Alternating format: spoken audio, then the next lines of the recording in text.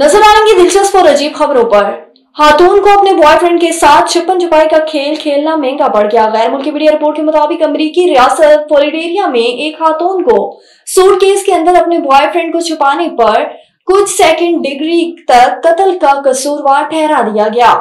ये फैसला एक मुकदमे की समाअत के बाद आया जिसने वाकई की तफसीलात से पर्दा उठा दिया। रिपोर्ट के मुताबिक 47 साल सारा बोन ने दावा किया कि वो इसका 42 साल बॉयफ्रेंड जॉर्ज टोरिस ने शराब पीने के बाद छुपन छुपाई का खेल शुरू कर दिया।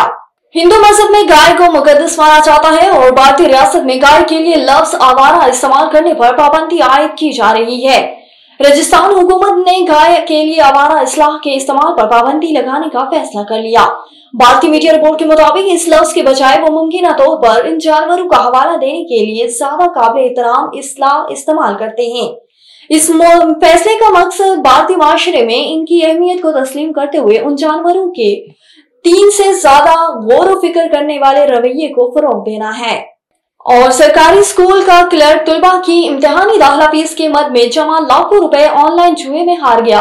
प्रिंसिपल वजीर खान ने बताया है कि government model high secondary school के 9वीं और 10वीं जमात के 878 तुलबा की इम्तिहानी फीस के मद में 25 लाख रुपए क्लर्क के पास पड़े थे। वजीर खान का कहना था कि मुताबिक इम्तिहान फीस जमा कराने के बताने पर क्लर्क ने ऑनलाइन जुए में रकम हारने का इंकशाफ किया। बलूचिस्तान बोर्ड में फीस जमा कराने की आखिरी तारीख 30 अक्टूबर है।